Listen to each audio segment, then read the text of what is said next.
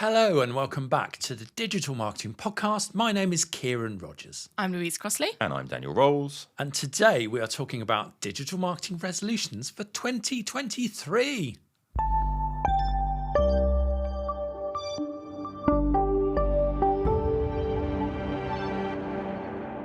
So first of all, Happy New Year, Yay! everyone.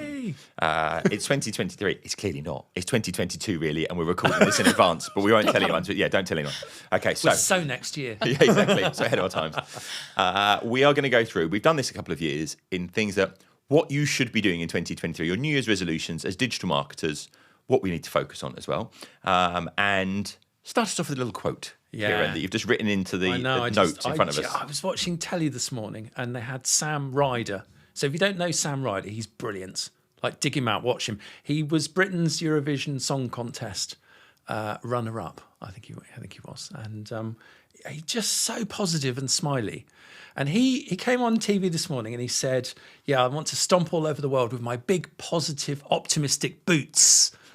And I thought, yes, that's what, like, for me, that is the source of great marketing. Like, we need to rise up above the doldrums. We need to rise up above all those grey, grim clouds that continually gathered and darkened our day last year.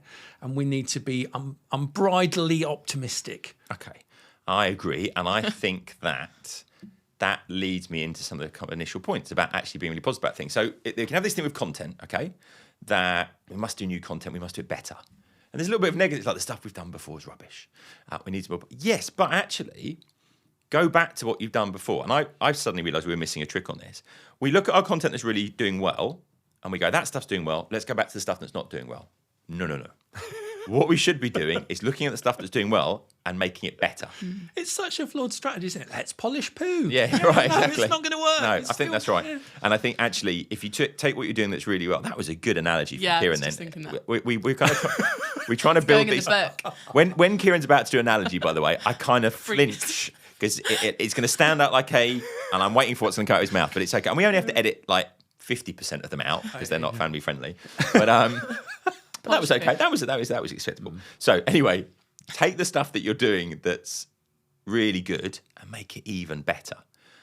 And actually, you get into that whole 10x content, making it exceptional, keep building up and improving it.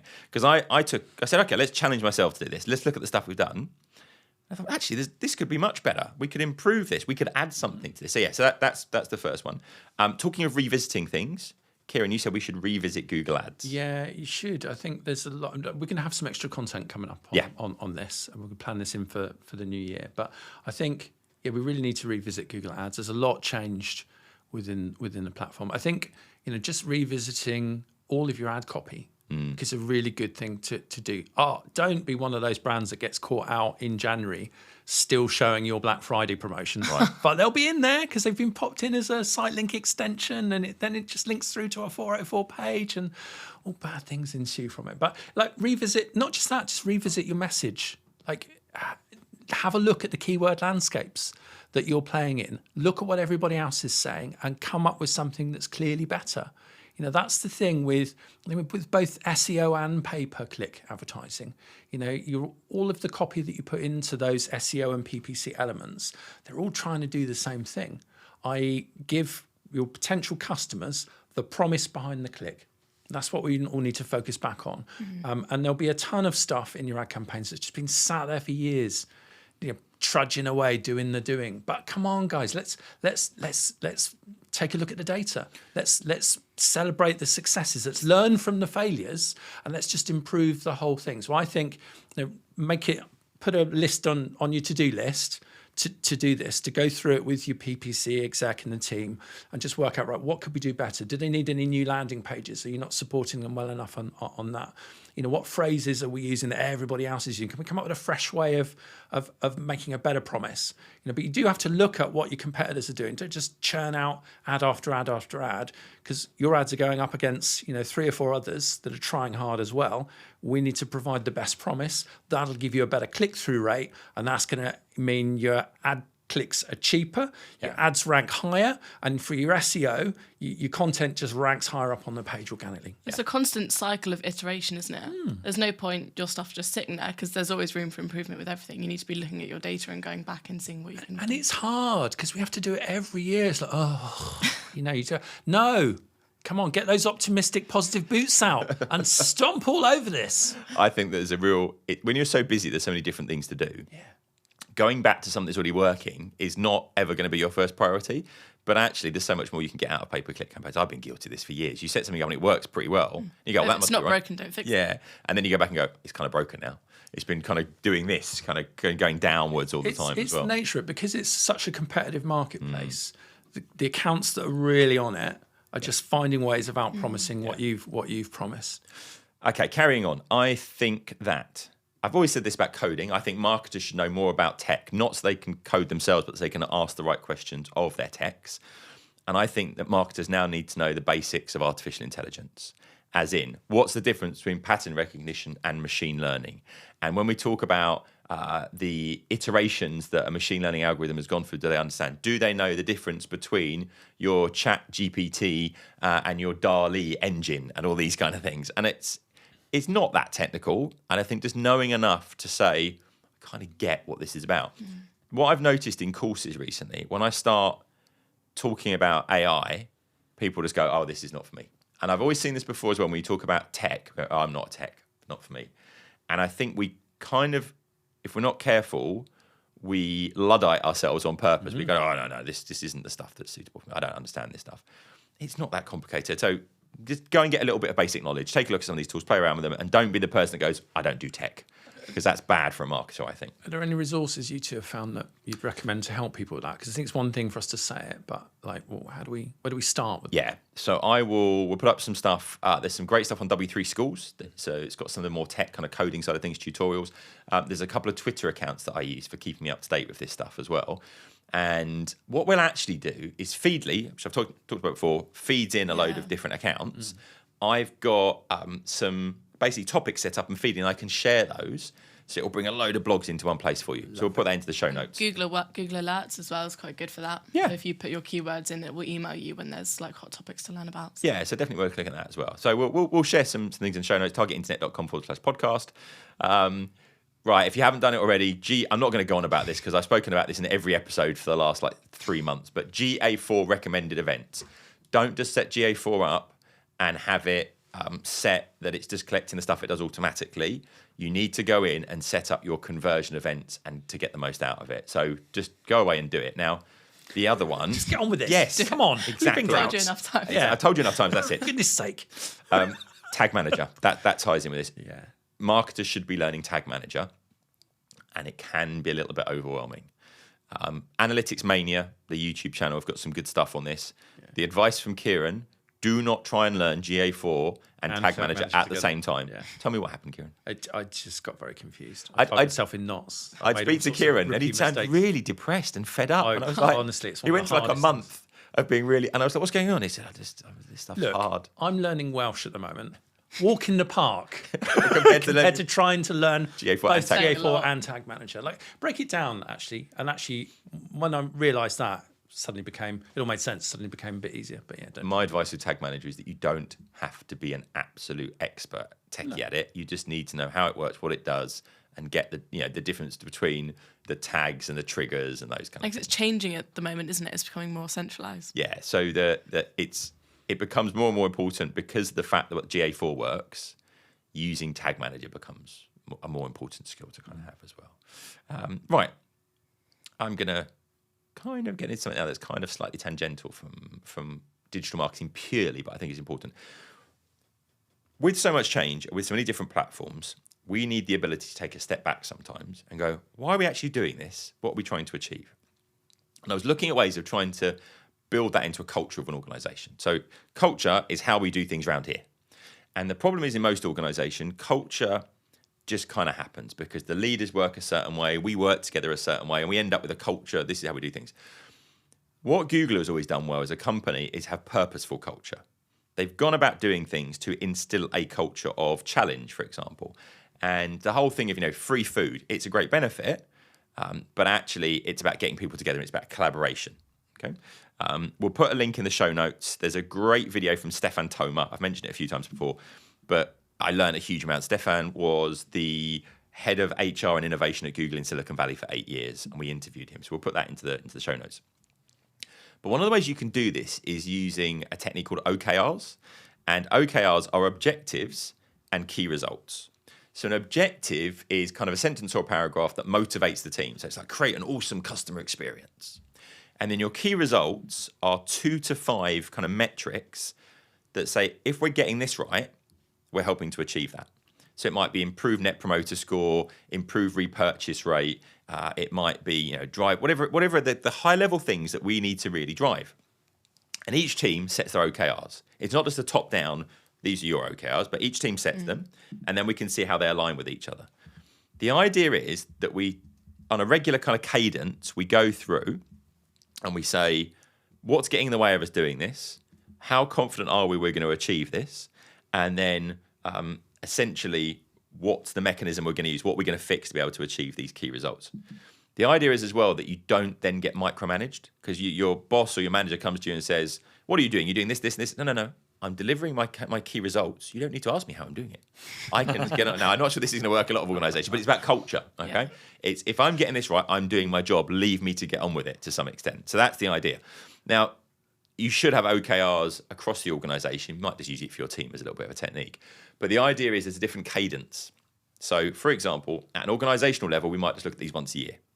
At a team level, it might be quarterly or monthly. At an operational level, it might be on a weekly basis. And you work in these little cycles. So there's a brilliant website, philippecastro.com. We'll put it into the show notes. It's got loads of good stuff about this. So think about how you might take a step back. And also, I just want to plug a podcast interview we did a while ago, and actually it was really good. I learned a lot from it. It was with 2 authors of a book called Culture Ate My Brand. Oh, yeah, of course, yeah. And well worth digging out. So we'll put a link to that in the show notes, because I thought that was really great on, okay, what are some of the mistakes companies make when they're building their culture, and how do you create the right culture? How do you sort of set that out? They're really good on that. And I think the beginning of the year is a good opportunity to have a bit of a reset and say, let's try and do things differently. With that, digital transformation is basically saying, where are we now as an organization? Where do we need to be to operate in this environment? And I've been asked a few times for a definition of it, and I had a very, very strange experience. So I went into a very, very formal Korean company in this particular case, and the boss was there, and everyone was very deferential to the boss. And I stood up and I gave my definition of what digital transformation was, and he stood up and said, actually, no. Oh, okay. I said, I think this is the definition of digital transformation. Now, in this circumstance, I was not going to turn around and go, no. That would not have been a good thing to do in front of all these colleagues. But it made me go back and go, okay, he didn't like it. He didn't like my definition. Let's go back and look at it. And there was definitely a seed of truth in what he said. And then I've been working on this for, and actually what you're trying to do with digital transformation is create long-term agility. And what I mean by that is you're not just going to transform and go, ta-da, we're a beautiful butterfly now, and we've transformed. It's actually, we need an organization that continues to change as the environment changes, but we need to be able to do that easily. So it's having the joined up data and systems. It's having work processes that are iterative. It's having the right data at hand, all the things we've spoken about before. So it can't be that thing that we did in 2021, right, for example. Yeah, because it's changing. That's it. Like our environment's constantly changing, isn't it? Yeah, and I think therefore you want to create an organisation that's able to change more easily. So when you're building your plans, think about, does this make it easier for us to change going forwards? And I think that's an important cultural point as well. Now, the thing my biggest lesson, if I learned one thing in 2022, I hopefully learned a few more than one thing, but it's possible. I'm getting older, it's getting harder. You had one job. One thing, exactly. That gets said to me a lot, actually. You had one job, Daniel. Informal usability testing. We went through a process of design thinking. The wheels came off a little bit in this process. Design thinking can be quite a challenging thing to kind of go through. You have to stop your preconceptions. And we stopped our preconceptions, and the whole way through we're going, this isn't working. No, we've got to stop our preconceptions. Then we got to the end and went, this didn't work at all. So anyway, that's another story maybe we'll come to. But one day of this design sprint that we did was we did some informal usability testing. We went out into our newsletter and we said, if you'll come in, spend 45 minutes of us going through our website, we will give you a 3 years membership. And we got loads and loads of people volunteer. And we literally just, with 8 of those people, we went, you want a landing page, this is the type of person you are, where would you click next, what would you do? And no one did what I expected them to do at all, not a single person. And for example, we had a quick benchmark, 5 minutes, and a 25-minute benchmark. And the theory was everyone's going to, because they're 25 minutes, that must get in the way. No one wants to do that. Back in my mind, I'm going, well, we've had 9,000 people do it, so they clearly do want to do it. So we put this 5-minute version, and everyone went, no, I did the longer one. I've come here to make the effort. Like, oh, okay, that's confounded me completely. So we've now committed that every 3 months we're going to do a round of usability testing to improve our platform. And informal usability testing is literally just putting people and saying, okay, here's the scenario. Where would you click? What would you do next? Talk me through out loud what you're thinking, where you're going to click. So valuable. And all the data kind of shows that when you have 5 or more usability testers, you will identify 85%, and I'll show you where these stats come from in the show notes, 85% of the problems of your website. Such an easy thing to do. How often do we do it? Most people I speak to have never done any usability testing. When you think as well, you're so attached to the brand, you have to remember that not everyone thinks the same way you do, because you spend every time. A bit of therapy for me now with you guys. Okay, we're doing a rebrand of Target Internet at the moment. For those of you out there, you will see this early in 2023.